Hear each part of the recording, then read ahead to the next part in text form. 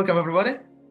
Today, it's a pleasure to have Mike Lane Evans here, a man who helped thousands of people make more impact staying authentic. Welcome, Mike. Thanks for having me. Great to have you here. Do you want to tell us a little bit more about yourself and your background? So I started my working life, I guess, as an actor. I started when I was 8 years old. All right. Did that, it's like 24 years.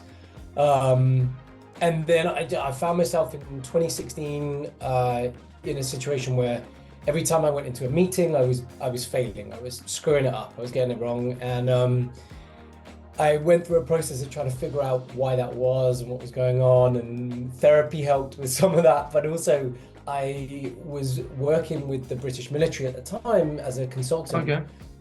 and I developed loads of like models and strategies for communication that helped me kind of improve my own communication. And then I started doing that more and more. I was helping people to do TED Talks and stand on stage and deliver speeches, and Yeah. I was like, I'm enjoying this way more than I was as an actor. And so I let that go. And now I'm a fully qualified coach with ICF, and Forefront Coaching is all about helping people improve their communication. I see. You mentioned you found those communication strategies in military, right? No, I was working, I was coaching, I was training British military. And Oh, all right. what I Okay. found is that like it's the same world but different, right? There are like different ways of communicating, different needs, different Yeah. urgencies. And so some of the stuff that might work in corporations doesn't work there, and some of the stuff that works there might not work. And so you kind of have to come up with these new ways of communicating and incentivizing and inspiring people. And I actually think it was just a really great lesson for me. I can go into different industries now. I can work with startups or huge big businesses, and Yeah. actually find these different ways to connect with people on what matters for them. I see. Have you always been that good of a communicator from when you are little, let's say? Or it just happened? uh, I mean, that's a question for my mom, I guess. Nice. I, Yeah. I was always a talker. I always had lots of questions. I wanted to tell stories. I wanted to communicate with people. Like psychology, sociology, philosophy, they've always been like big Yeah. topics. I studied those as well because I was always just interested in people.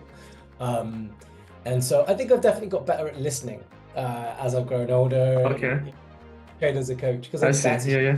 huge part of communication, you know. Um, so yeah, I think I've always wanted to be a great communicator. I think I'm still getting better at it now. Nice. I like that. Do you have a business or you're working by yourself out of this? No, so Forefront Coaching started with just me in January 2023, and then by May last year, I was fully booked, and so I had to bring on. Well, I chose to. At Or that point, it was like, do I outsource? Yeah. stay as I am, or no? I don't outsource. I brought other coaches on Oh, board. all right. Yeah, because Mm-hmm. I decided, like, do I want to just be by myself, or do I want to grow this business? And for Yeah. me, I realized, like, in the 5 months of running the business last year, at the beginning of the last year, it had such an impact and I'd had such good feedback that I thought, actually, I want to help more people than I can just myself. So I've got other coaches that work for Forefront now that are fully trained in the Forefront way. And Yeah. yeah, and so we kind of we work across 6 continents now. All right. That's nice. So, what has been the biggest game changer for your business in the past year, let's say? The biggest game changer is trusting other people, I guess. So Okay. I'll explain That's what I mean interesting. by that.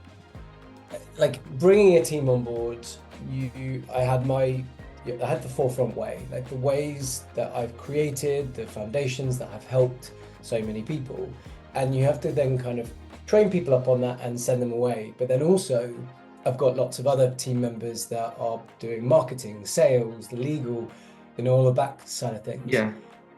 And when you've got such an idea of the things that are important to help other people and other businesses, I had to go through a little lesson of letting things go and giving like full autonomy, full control to other people. And the more I've done that, the more I've Yeah. trusted in those ways, the better the business has been, for sure. Yeah, I see. That's something I'm struggling as well, you know, trusting other people. That's really interesting. Is there a mistake that you made in the past year that you learned a valuable lesson from? What stands out, let's say? Um, so not allowing enough time in the last year, not allowing enough time for people. So my job is so much about people. So it's an hour session. For that entire hour, I'm about them. I'm there to help them, to guide them, to challenge them, to help them get to where Yeah. they need to be. What I realized as I grew my team was my calendar, my diary would be so full with clients that I wasn't allowing enough time for the new team members, for even, Right. to be honest, Yeah. like even outside as well. I got married last year and I realized that whilst Right. growing Well up, done. thank you, yeah, thanks. But like, well, I say I realized, my wife made me realize or helped me to realize that like I wasn't spending enough time with her. I was working 18-hour days. And within those 18-hour days, my team members, my new team weren't getting enough of my time, especially when they Yeah. are part of a new organization. So that was a big mistake that I made in Hmm. like just being too busy and not allowing space and time for the things that come in, the things that you need to react to, whether that's personal or business. Yeah. I feel that. I feel that. Is there a piece of advice you would give to your younger self, starting out as an entrepreneur, or maybe starting out this business? Yeah. So when I started acting when I was 8, and Yeah. I thought I would always be an actor my entire life. Friends of mine were really jealous that we were getting to 15 and 16 years old and they still didn't know what they wanted to do. Yeah. And I think culturally, like where I grew up in England, like there was this idea that you choose your job and you do that job. And I think most people now you see that isn't, we don't have to have one job for life.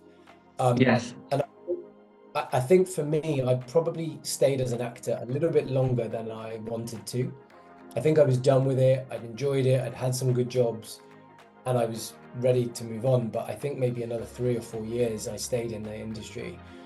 So I think the thing I would say to my younger self is just it's okay to not know what you want to do next, and it's okay to change.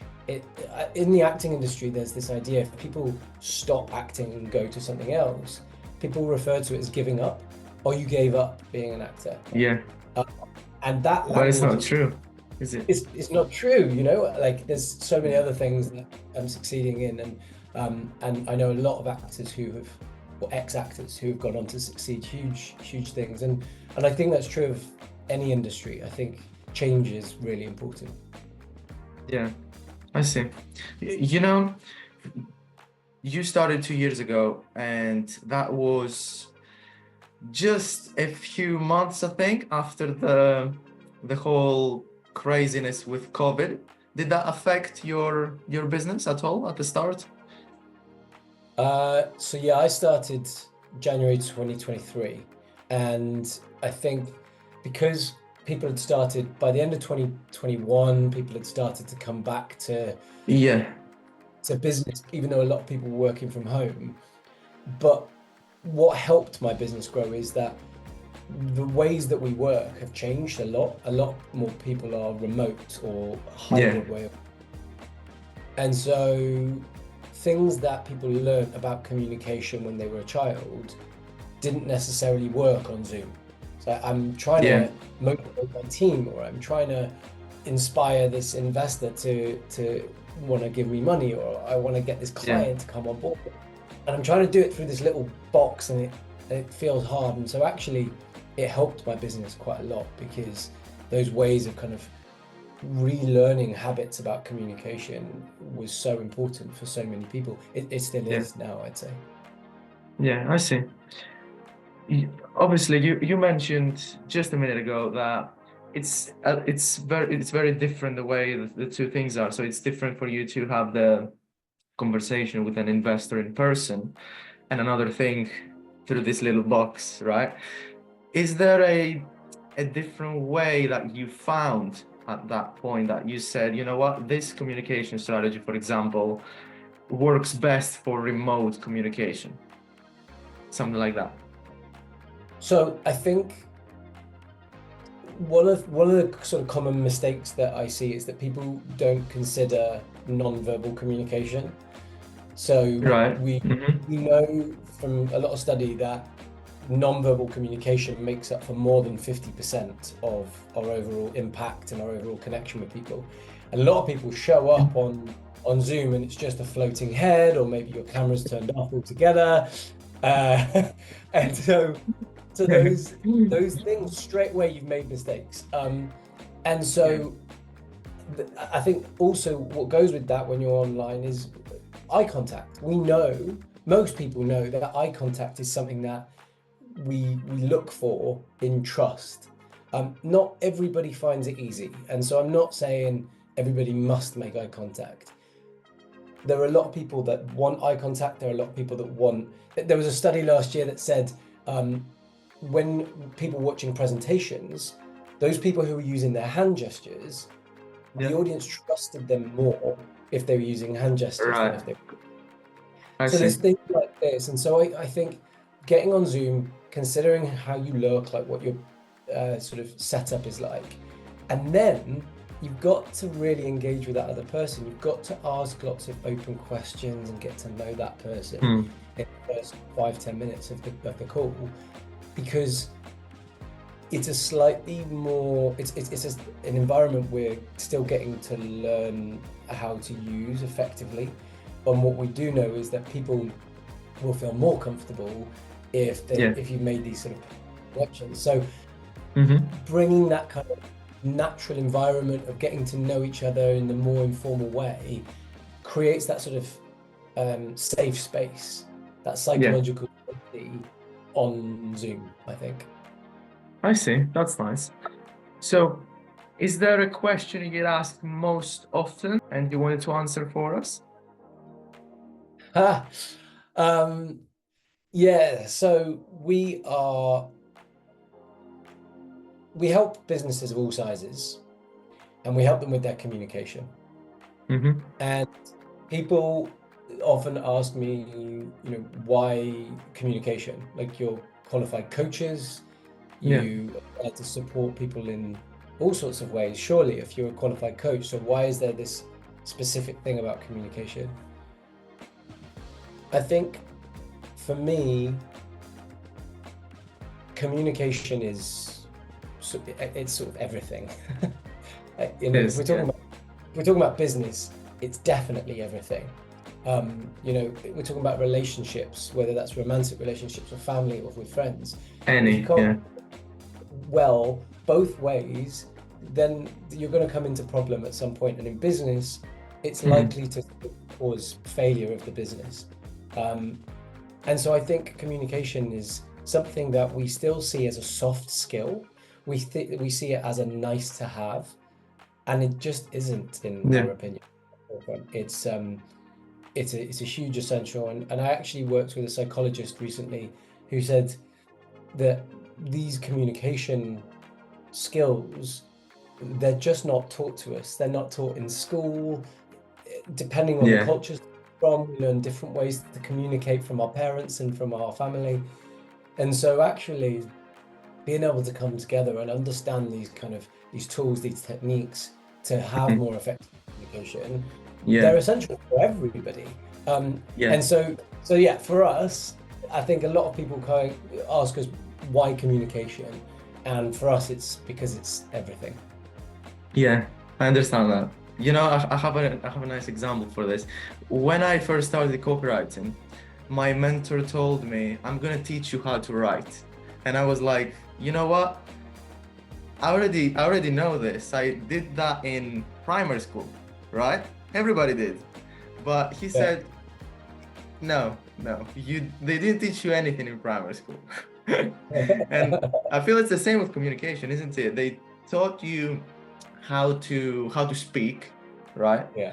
But you get off school after all, and you see those little boys who can't talk, and girls, not only boys. And it's communication that's actually you must practice through the years, right?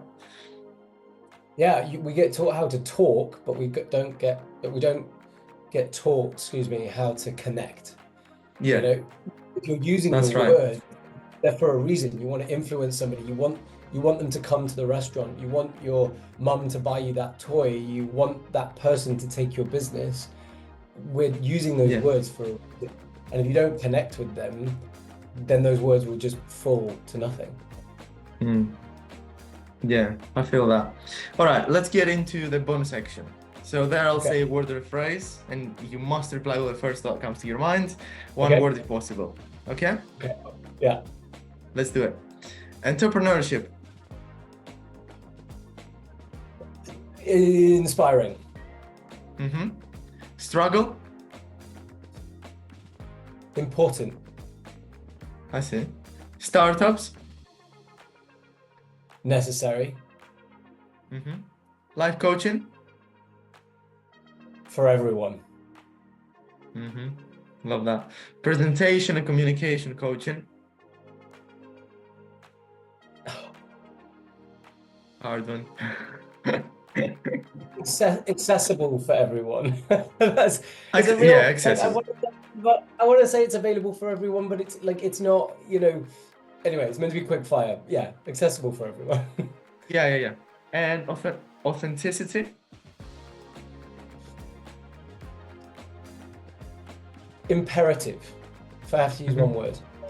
Okay, I'll let you elaborate on certain things that you said that you actually felt like wanted to elaborate. I'm gonna give you the chance. So you said in struggle important. Yeah. Why do you think important? It's painful. Nobody wants that.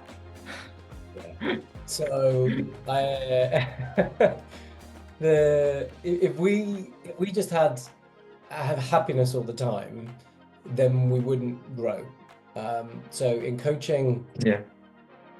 when we look at models of coaching, like you have to challenge yourself in order to move forward, to change those habits, to grow, to develop. You have to challenge yourself, and part of challenging yourself is being out of your comfort zone. It feels uncomfortable. It can feel painful. It can feel scary at times, and you have to go through those things to be able to develop. And so I think to what I said about life coaching, I think it's for everyone, because it doesn't necessarily, like, if you go to the gym and you want to keep looking a certain way or keep feeling a certain way, you got to keep going to the gym.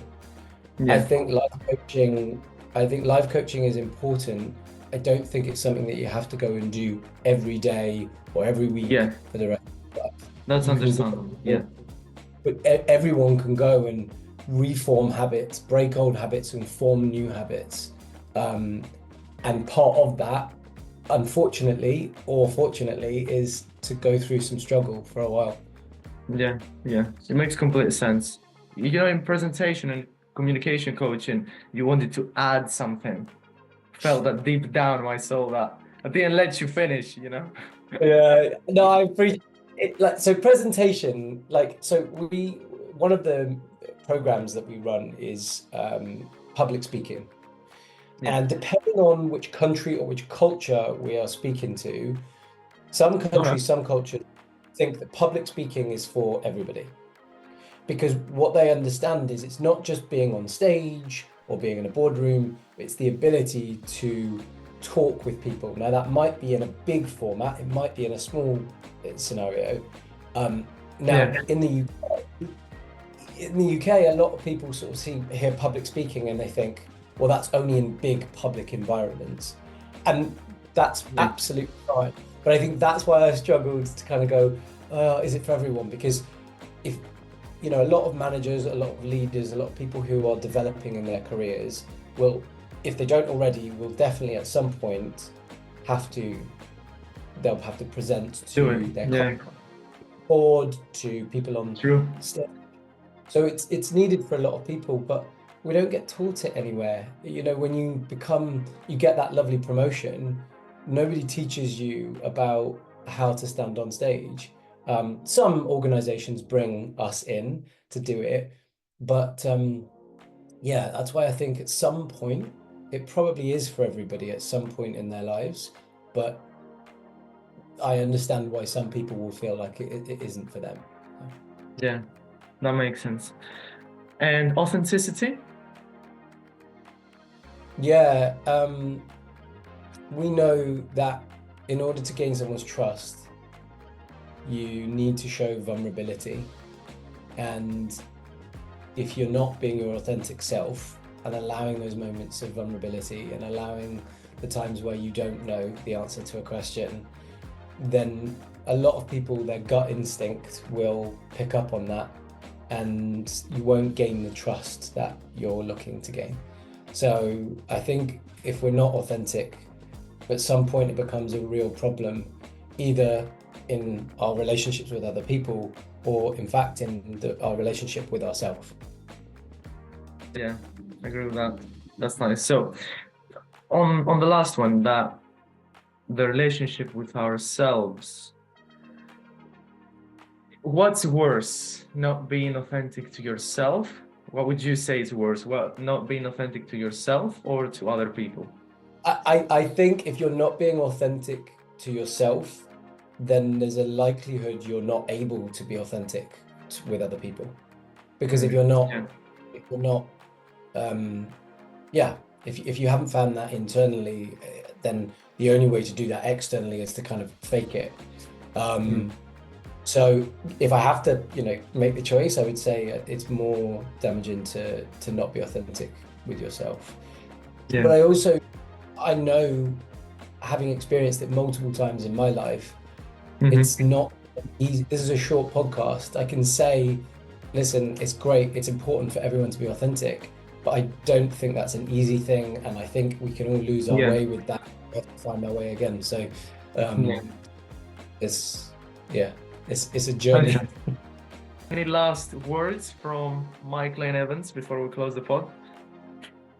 Just to say, you know, like we have things from one-on-one coaching to group coaching. We're launching a learning management system in a couple of months, because what's really important to us is that what we offer is accessible to a lot of people, regardless of your socioeconomic status. And so we're trying to offer these things at different price points. So even if the LMS doesn't exist yet, and even if you read about that and that's too expensive, just reach out to us. Like, if you feel that coaching or you want to improve in your communication is for you, email us and let's see if we can help in some way.